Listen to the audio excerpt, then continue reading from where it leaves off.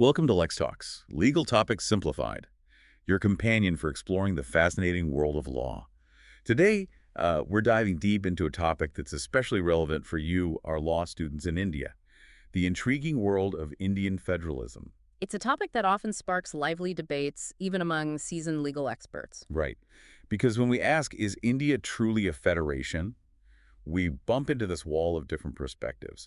Some folks see India as a clear-cut federation, others lean towards it being a unitary state, and then there's this whole in-between zone. With terms like quasi-federal, Yeah.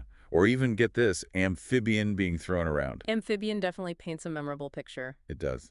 So, to unravel this mystery, we've gathered a stack of sources, legal articles, summaries of key court cases, and we'll even peek into the Indian Constitution itself. But before we jump into the specifics of India's system, let's get a quick refresher on Federalism 101. What are the core features that make a system federal? Think of countries like the USA, Canada, or Australia, the classic examples of federations. At their heart, you find this division of power between a central national government and regional governments, often called states or provinces. This division is clearly spelled out in a written constitution, which is usually quite difficult to change. We call that a rigid constitution. Okay. Importantly, both levels of government, national and regional, derive their authority from this single supreme document. Okay, so it's like everyone knows the rules of the game, and those rules are etched in stone, hard to change. Now let's shift our focus to the Indian Constitution. Things get interesting right from the preamble. It refers to India as a union of states, which hints at a federal structure, but it doesn't explicitly use the word federal. How do we even begin to unpack this? Well, if we break it down, there are definitely features of India's system that resemble classic federalism. The most prominent one is the division of powers between the union and the states, laid out in 3 lists within the Constitution. The Union List, with a whopping 99 entries, covers areas like defense, foreign affairs, and currency. Then you have the State List, dealing with matters like law and order, public health, and local government. So far, so good. It sounds very federal. Right. But then we have the Concurrent List, where both the Union and the states can make laws. This covers areas like education, criminal law, and economic planning. Hold on. Criminal law being on the concurrent list, doesn't that create a potential for conflict? What if the union and a state have different laws on the same crime? As a law student, that's the kind of scenario that makes you think, wait, how does this actually work in practice? That's a great point, and it highlights how India's system isn't always so clear-cut. This overlap in the Concurrent List is just one example of how things can get complicated. Okay, so we've got this division of powers, but I'm already sensing there's more to this story. What are some aspects of India's system that might make people question whether it's truly federal? Here's where it gets really interesting. Alongside this division of powers, you have some significant centralizing features. For instance, unlike the dual citizenship you see in the USA, India has single citizenship for all Indians. So even though states have their own powers, every Indian is first and foremost a citizen of India, not just their specific state. It emphasizes that national unity piece. Exactly. And that was a major concern for India's leaders after independence and partition. They wanted to create a strong, unified nation. Another example of this centralizing tendency is the control over the armed forces. They fall firmly under the authority of the center. The union government can deploy them in any state, even without the state's consent. Wow. That's a pretty strong assertion of central power, especially when compared to a country like the USA, where states have a lot more autonomy over their internal affairs. This definitely seems to complicate the picture of India as a purely federal system. It does, and we're just scratching the surface here. There's much more to explore, including specific articles in the Constitution that tilt the balance towards the center and landmark court cases that have grappled with these very questions. It sounds like we're about to dive even deeper into this fascinating world of Indian federalism. Stay tuned as we uncover more layers of this complex system. So, we just talked about the central government deploying armed forces without a state's consent. Right, that really stood out to me. Yeah, it's a powerful example, but it's not the only one.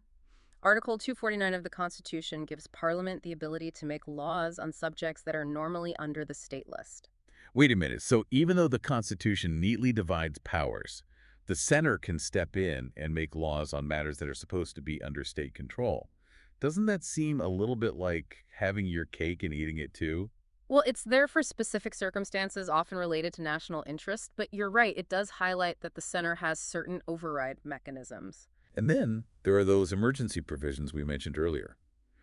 During an emergency, the center can assume vast powers, even going so far as to impose president's rule in a state. That's right. President's rule essentially suspends the elected state government and allows the center to take direct control. Whoa, that's a pretty drastic measure. It's happened multiple times in India's history, and it often sparks controversy. It certainly does. It raises all sorts of questions about the balance of power and whether the center is overstepping its bounds. Critics argue that it can be used to undermine the autonomy of states, especially those ruled by opposition parties. So we're seeing this constant push and pull, this tension between the federal structure on the one hand and the desire for a strong, unified center on the other. It's almost like India is trying to walk a tightrope between these two principles. That's a great analogy. And this tightrope walk has been the subject of intense legal scrutiny. Oh, vet. I'm sure the courts have had a field day trying to interpret these complexities.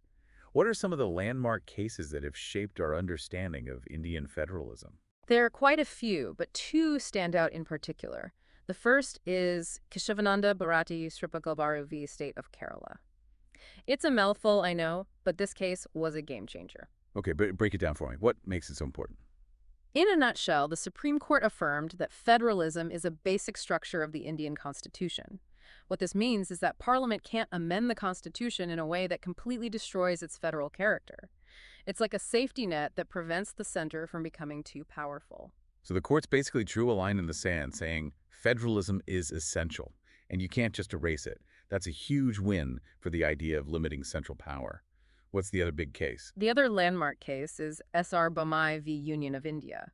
This one put the brakes on the center's power to impose president's rule. So it's like saying the center can't just dismiss a state government on a whim. There have to be valid reasons, and the courts can step in and review those reasons. Precisely. It's a crucial safeguard for state autonomy. And both of these cases highlight how the judiciary plays a key role in interpreting and shaping the nature of Indian federalism. It's almost like they're referees trying to ensure fair play between the center and the states. Speaking of comparisons, I think it would be helpful to see how India's system stacks up against a classic federal model like the United States. We already touched on the single versus dual citizenship thing. What are some other key differences? One striking difference is that U.S. states have their own constitutions, a power that Indian states don't possess. Again, it underscores that centralizing tilt in India's setup.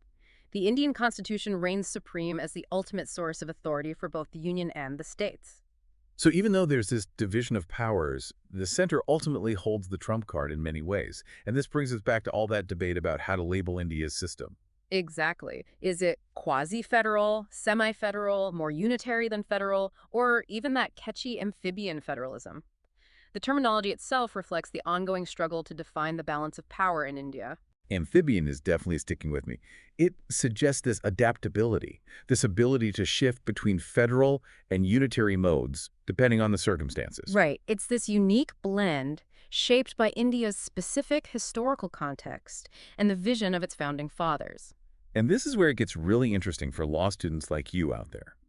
Because grappling with the complexities of Indian federalism is about so much more than just memorizing articles and case names.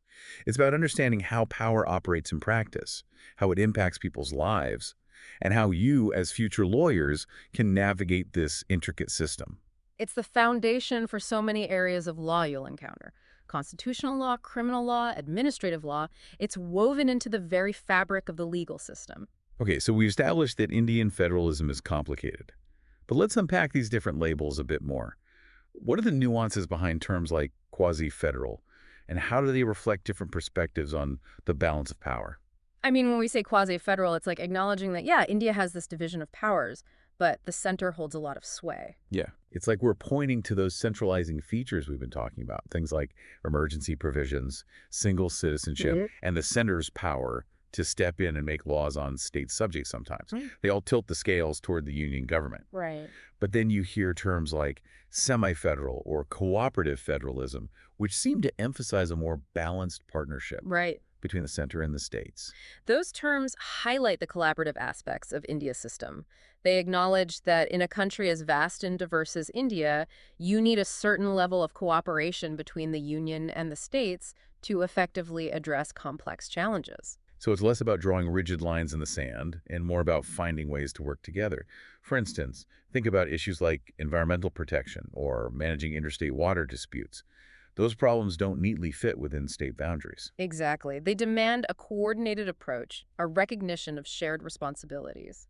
It makes me think of the Goods and Services Tax, GST, such a massive reform aimed at creating a unified national market.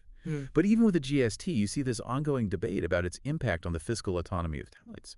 It's like this constant negotiation, finding the right balance between national goals and state interests. And this negotiation is at the heart of what makes Indian federalism so dynamic.